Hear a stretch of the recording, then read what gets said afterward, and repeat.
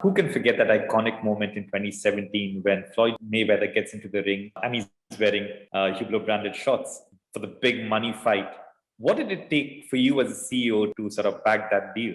Yeah, there again is the way of the philosophy of Hublot is to take risks, to take challenges, and to decide in a very quick way.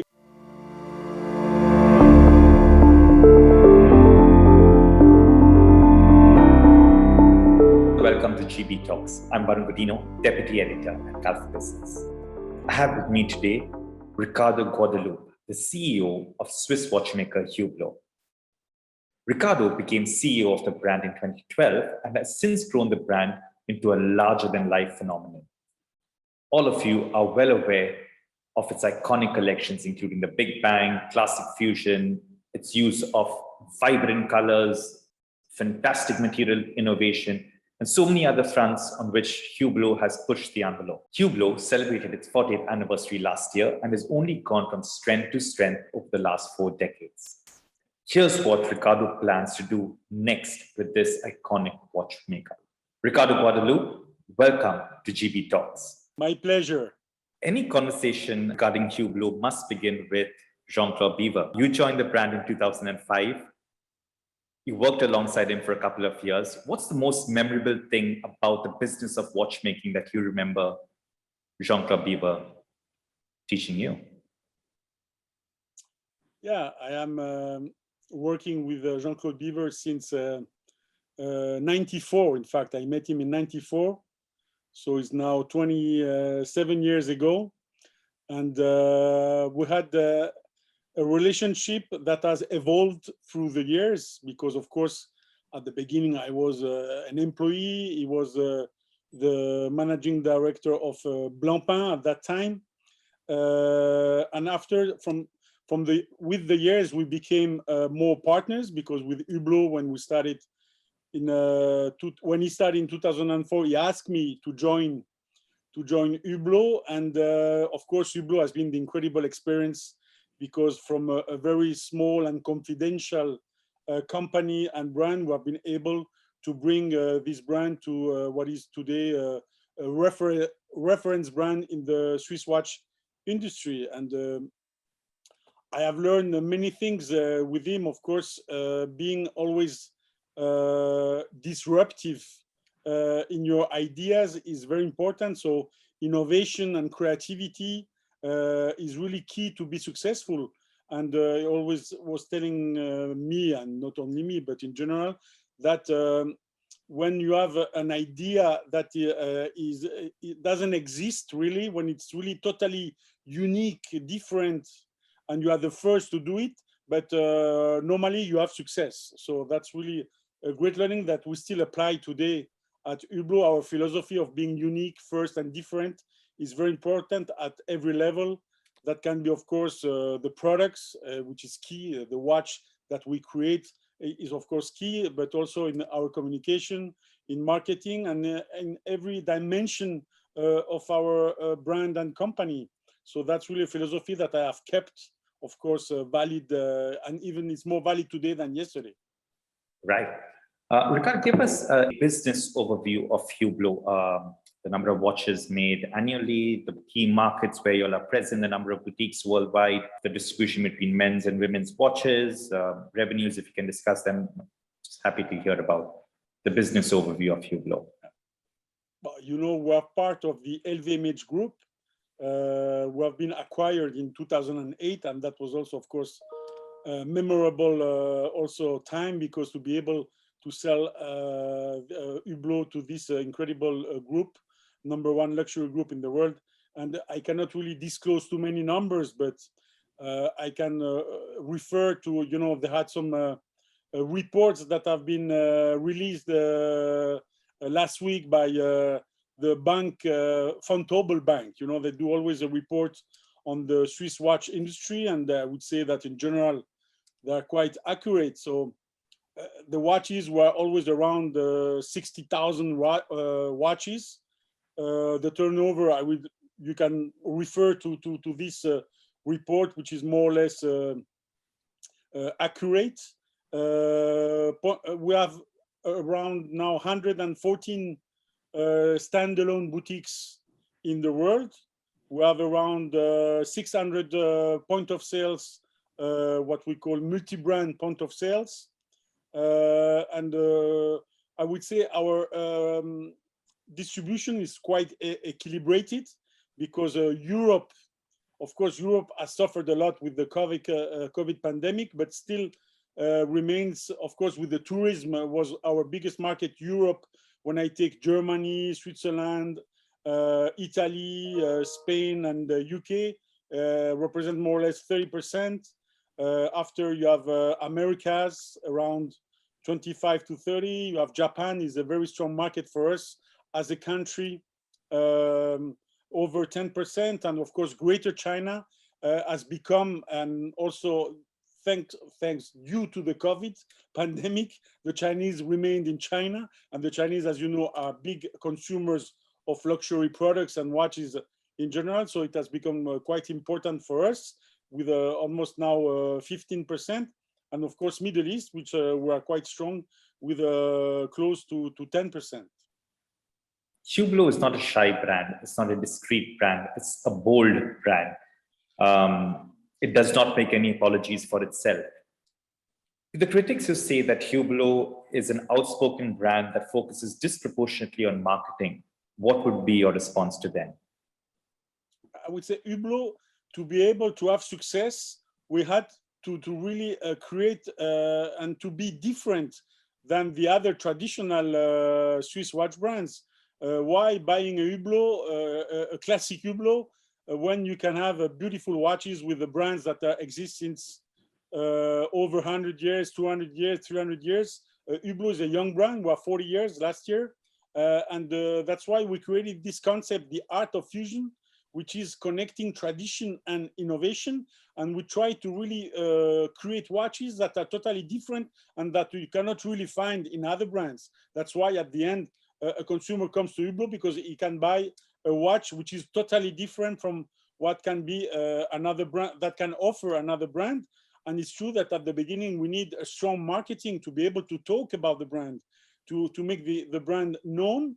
But because we couldn't create a manufacturer, for instance, when we arrived in 2004 or 5, because to create a manufacturer takes years and years. But today, after now 15, 16 years that we have taken over this brand, we can say that today we are an integrated manufacturer as well.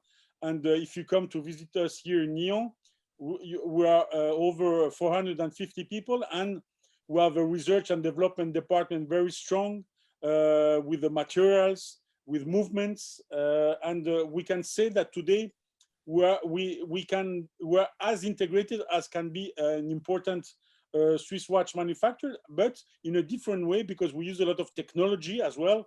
We have been the first brand to bring the rubber, to bring the ceramic in the high-end segment, to bring the sapphire, to create the magic gold, 18-karat gold and scratchable, to come with our own movement, Unico, Mecha 10, complication. So today we can say that, and that's also an objective to say that Hublot has also a watchmaking substance behind and has a really strong know-how in the watchmaking art, you know.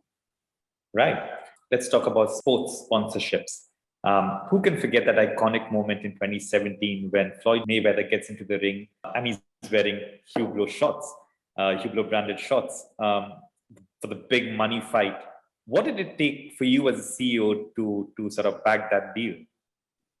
Yeah, there again is the way of the philosophy of Hublot is to take risks, to take challenges, and to decide in a very quick way, because this decision was taken in 1 week or 2 weeks maximum, when we got the possibility, because we had this relationship with WBC before, and the president of WBC called me and said, you know, I am in contact with Floyd Mayweather, his manager, and there could be a possibility to put Hublot on the shorts. I said, okay, that's great, let's do it, you know. Maybe in another brand, it would have taken time to think boxing can be the right platform or not. So we decided, we took the risk, and I think that the impact has been huge, because after We received, so many messages. We saw, of course, we had a return on investment on the visibility of the short in every country. So the return was really unbelievable. But again, it's based on our philosophy to be really unique, different, and we have been the only brand really to be able to do to have this challenge and to decide to go in that fight with Floyd Mayweather. Do you remember any of the return on visibility figures from back then? We're talking in it's huge. We're talking hundreds of millions, maybe 100 or 200 millions on return on visibility if we would have to pay advertising on the different TVs that transmitted this fight. And even today, sometimes when they talk about Mayweather, you can see images of the fight, and you can still today see Hublot on the trunks. Right. And of course, beyond boxing, there's football. That's such a big focus area for Hublot. The World Cup last year with the Premier League. Tell us about the other sports sponsorships and your plans for them. Yeah, football has been really, I would say, the key partnership of our brand Hublot when we decided to go into football in 2008, when the Euro Cup was organized here in Switzerland and Austria.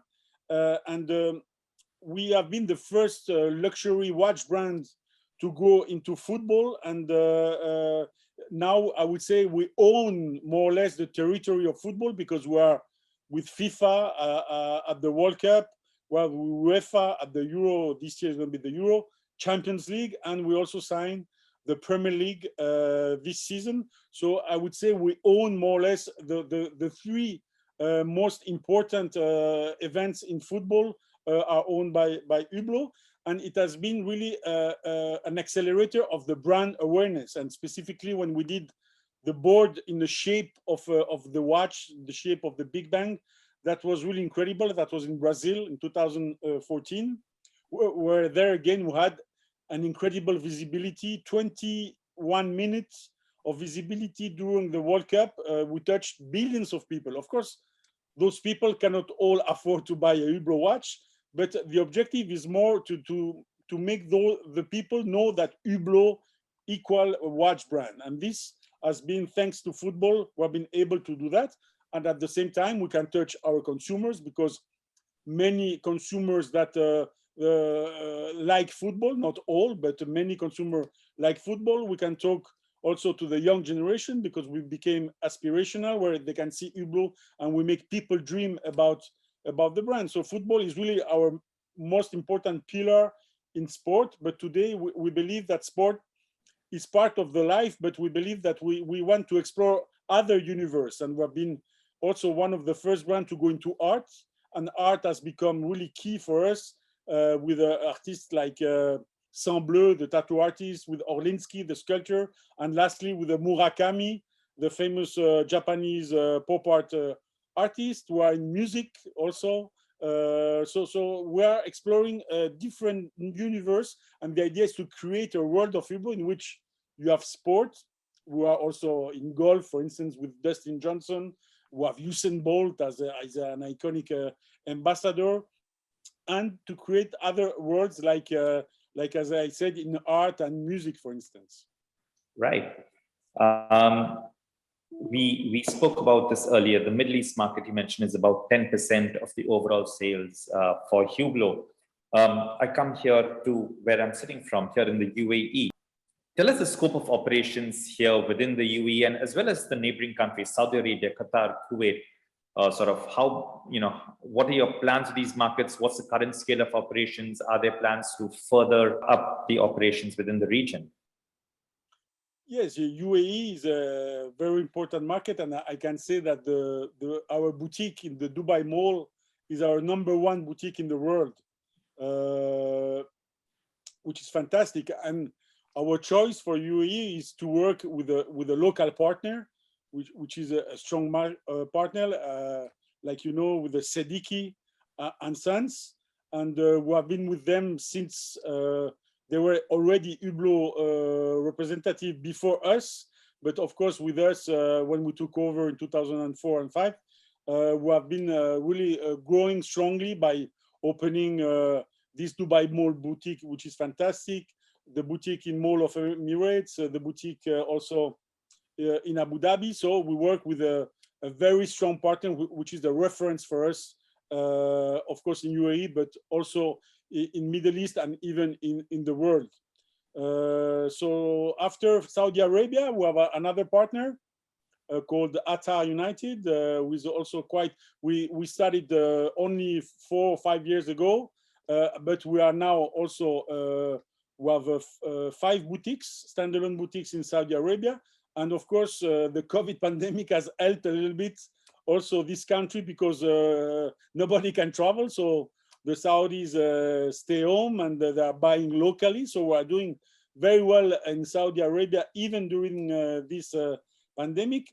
Qatar, of course, we're going to have the World Cup in Qatar next year. So we hope that public will be able to be in the stadium. So we will activate Qatar in a very strong way this World Cup, and we have again a strong partner in Qatar.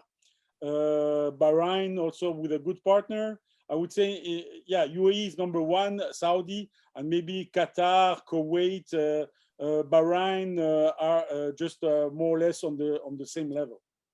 Yeah, and I've heard that the Dubai Mall boutique in December, when the world was just coming out of the first wave of lockdowns, did the best month in the world. How did that strategy come about? Was it about, because was it focusing on the tourists that were allowed to come here? Was it again putting a focus on the local market? How did Hublot pull that off? Yeah, I think it's both. I think we work the local market in a very strong way, and I think we have a very good base of consumer locally. And of course, thanks to the Sediki family, they have also incredible relationships with the local people, with the government. So everything is doing very well. And of course, we focused on the tourists because Dubai has been open in a very smart way, because I think respecting strong protocols, sanitary protocols, but still being open. And we know that today the vaccination is a very good level. For instance, we know that all the salespeople are already vaccinated in the Sediki retail shops, which is of course very reassuring also for the tourists to come and to visit physically the boutiques. So I think it's both local and tourists that have, and of course an incredible traffic. I think Dubai is really a destination where that is one of the only destination where if you want to have some sun, have still some restaurants open, hotels. I think today is one of the only destination in the world where you can go, Right. And the big question, I'm sure you get this a lot, the COVID-19 pandemic. What has been the impact of it on Hublot's business? But that's just part of the question. My second part of the question is, what has it meant for Hublot in terms of changing its business strategy? Has it also meant focusing on e-commerce? Has it meant discovering new markets that it didn't think would be as big as it would be had it not been for the pandemic? Yes, of course. Being, as I said, we closed our factory last year for 6 weeks, 100% closed. And after we opened step by step, first 20%, 30%, 50%, and only 100% from September on. So from March to August, we have been closed almost 3 to 4 months. Also, our distribution was closed. First, China was closed, then Southeast Asia, then Europe, partly Middle East, America. So I would say we have been closed for almost, as I said, 3 to 4 months. So mechanically, when you are closed 3 to 4 months, but you don't do any sales, and to recuperate that during the year is almost impossible. So I think we have seen the Swiss watch exportation. I would say everybody has been around minus 20%, and that was really mechanical. That's why this year we see a rebound contrary rebound that we're going to be plus 20%. So maybe not reaching the numbers of 2019 because tourism is not back. And tourism, especially in countries like Switzerland, like France, like England, like Italy, was really important. In Switzerland, I would say maybe in general, 50% of the business is made with tourists. So when 50% is missing, it's difficult to balance that. So of course, it has been a difficult year, but at least we have been able also really to reinvent ourselves. So as you said, we opened our e-commerce online site in June. And what we have learned is that we must work more local versus tourists. So local, but we see, as I said, Saudi Arabia has been a good surprise. China, of course, Germany, a good local market, Japan, of course, but other countries like Switzerland, we see that we must work more local, like France, like UK, like even Italy. And that is a big learning, is that don't forget that we must work locally with consumers that are in the country, with Swiss people, with Italian people, with French people. So that was a learning, and of course, digital to be closer to our consumer. So the first confinement, lockdown, with our boutiques, we were closed from one day to another, and we were shocked, you know. And the second lockdown, we have been able now to create relationship through social media, through WhatsApp, so to be able to grow your CRM and have a digital contact with your consumers as well. And we see that the link between digital and physical, you must find something in the middle to be able to still continue to have your contacts with the final consumers. Right. Collaborations. You had a long-term collaboration with Ferrari that now has begun, of course, with Richard Mille. But what are some of the other collaborations that you have in mind for Hublot? Yeah, Ferrari has been an incredible adventure. We had 9 years of great success. And as you know, they had other brands before us, and they have other now after us. But I think we have shown with Hublot that we had success, an incredible success with Ferrari. But after a certain point, we didn't find the right equilibrium to continue together. And we said that also we want to move on in our strategy of partnership. And we want to move on also by talking about what I was talking before, more the brand at the middle, where we say Hublot is a strong watch brand with a strong know-how with this concept of art of fusion. And we want to invest also a lot in communication by talking about the brand, not a partnership, but only the brand. And of course, we are looking for other partnerships. I think since then we have signed Murakami, which is an incredible, and the impact of Murakami, I would say, has been the most incredible impact that we had, because this personality is an iconic person, and we see that people are looking for watches that are also inspired by not only the watchmaking art, but also the art of the artist, and the watch becomes a piece of art. And we have other projects that I cannot reveal, but you will get some nice surprises in the next month. Right. On the subject of surprises, let's talk about the 2021 novelties. The LVMH Watch Week was a digital one earlier this year in January. I'm going to get to the novelties very soon, but just before that, digital watch shows, is that going to be, in your opinion, how watch shows are going to be conducted going forward, or would you like to see a return to the physical watch shows?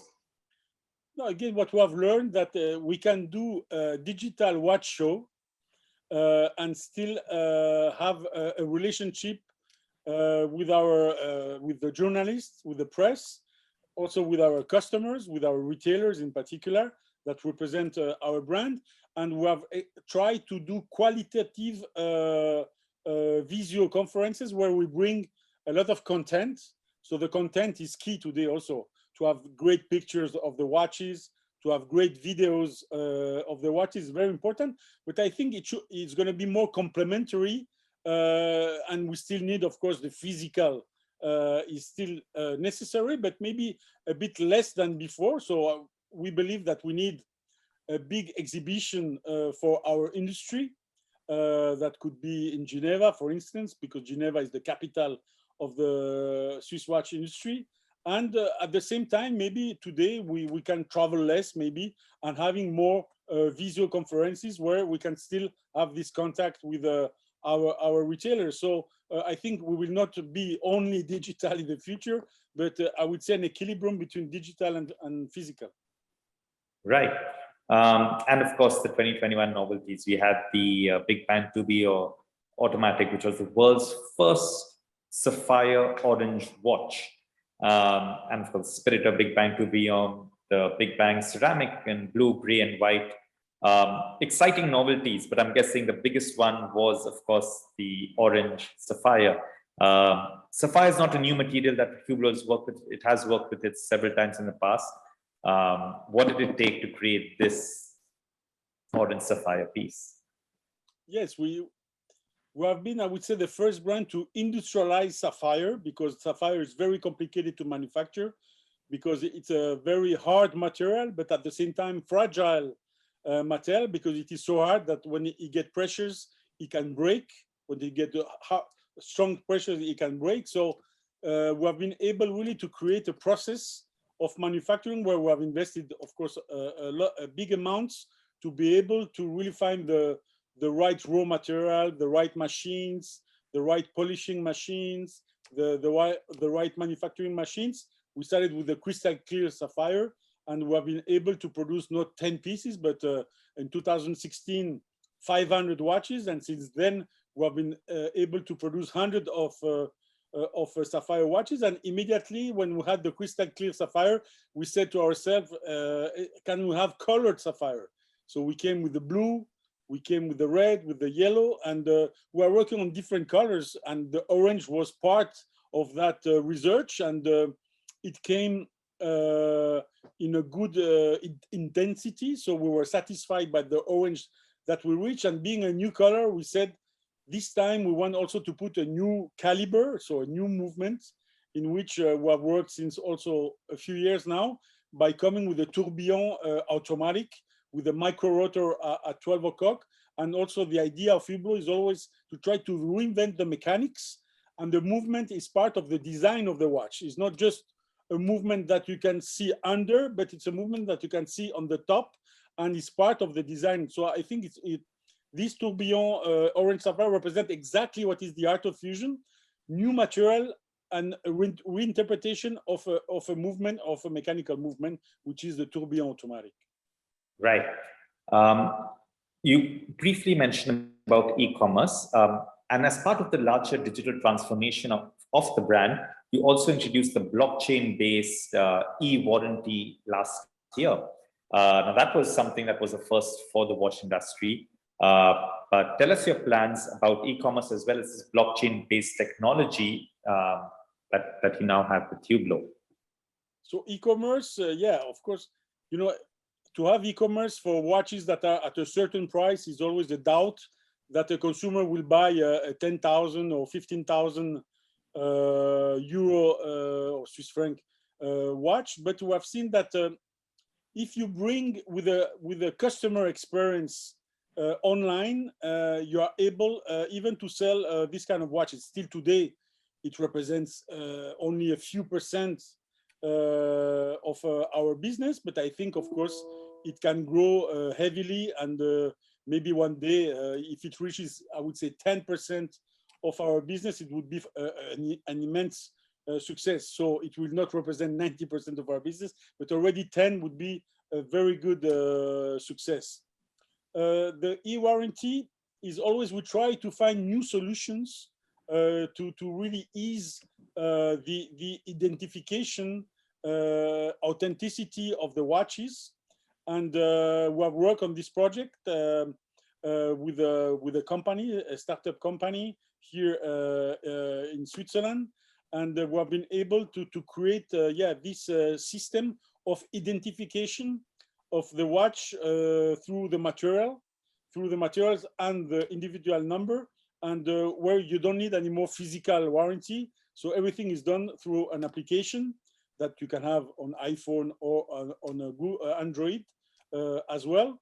And the watch is inserted in a blockchain to really have its life. So it's like a passport. Since the watch has been produced here in our manufacturer, to the time that has been sold, to the time that it has been repaired, or to the time that it has been resold, we will have in this blockchain the lifetime of that watch, and we will know exactly what happened to that watch. And of course, it's also valid for the authenticity. As you know, there are fakes also in watches, unfortunately. And this is a way to be sure to authenticate the watches. And the other fight is again also a gray market, because sometimes, unfortunately, there is also people that don't really respect the rules in distribution. And we want to fight also the gray market with this e-warranty. Right. And obviously, you believe in blockchain technology. Does that mean that Hublot possibly has plans to be able to buy watches using Bitcoins or other cryptocurrency at some point? Absolutely. We're working. We did already a series in that was paid with Bitcoin a few years ago, 3 or 4 years ago in Hong Kong. We worked with a financial company that was specialized in Bitcoin, and we sold at that time a series of 200 pieces, but only to the Bitcoin people. So this watch was not accessible to the let's say traditional network. But today we're working that online, for instance, you could buy your watch with a cryptocurrency, and it's a project that we have and that we will launch this year. Amazing. I'm coming to the end. Just my last two questions to you. My last two questions. You start talking about the counterfeit market, the gray market. Now, that's something that Hublot has had to contend with over the last few years, because that's become really big and it's become sophisticated. How has Hublot combated that market, and what are the recent steps that it's taken to sort of counter these activities? So counterfeit, of course, is a big subject, and I would say is also the ransom of the success. When a brand is successful, you have always counterfeit. When a brand is not successful, you don't have counterfeit. But of course, we have to fight that, because we are also at LVMH level, because counterfeit is a so big business that, of course, all the brands are concerned. And you know that in our group, we have Louis Vuitton, and you can see, of course, counterfeit bags as well. Everything is counterfeit, even perfumes, even medicaments. So it's really, counterfeit is really a big subject. And we work at a group at LVMH level, which is specialized by fighting counterfeit, because we're talking about doing inquiries, and the producer in general are in Asia and in China in particular. And we try really to fight at the source where the watches are produced. And every year we are able to close some factories, but of course some other factories are open at the same time. So it's a continuous work, but we invest quite big amounts by really having a physical activations to, as I said, to close factories, and from the digital point of view, to close all the sites that are offering counterfeits. And we close, I don't remember, but it's 100, even thousands of sites every year. But of course, as you know, a site can be reopened again. So it's a continuous fight that we are having for counterfeit. Then parallel and gray market, I would say there also, again, if you are successful, unfortunately, people want to make money on your watches. And of course, all the brands are on these gray market dealers, even the big brands. But of course, we try to fight by doing mystery shoppings. So we invest a lot, again, money to fight and to try to buy watches. And of course, every time if we find and we prove that there is a gray market sale, we warn the retailer. And if there is a second time, we close the retailer. So So, but after there is always the problem of pre-owned. Pre-owned, sometimes you can joke about the time. So a watch that has been sold 6 months ago is still maybe as new, but we consider is a pre-owned. So there is always a frontier there that we must work, but we are fighting, of course, strongly. And we can do it by keeping only the strong partners like Sediki, like the Hourglass, like having our own boutiques. And this is, of course, in the future, probably we will even shrinking our wholesale retailers, because we cannot accept this business. Right. And Hublot celebrated its 40th anniversary last year. There you are sitting in your office. What are you going to do as CEO? What must you do as CEO in order to keep the brand fresh, relevant, a little restless, in order not to become complacent and continue to innovate over the next couple of years? Yeah, I think we have to continue to be creative, to be agile, to be flexible, to come always with new ideas, and at the same time to really continue to verticalize our production with our manufacturer here in Nyon, and where we are still growing with our own movements, with our own materials, and we have a plan to build also a third manufacturer to really still increase this verticalization, to really demonstrate that Hublot is a very strong brand with its own manufacturer. And when will this third manufacturer be ready by? 2024, probably. Amazing. Ricardo Guadalupe, thank you so much for joining us on GB Talks. It was an absolute pleasure having you with us. Thank you. Take care. Thank you. And thank you to each one of you who watched this episode of GB Talks. Do remember to follow us on all our social media handles, including Facebook, Twitter, LinkedIn, and Instagram. Thank you once again, and goodbye.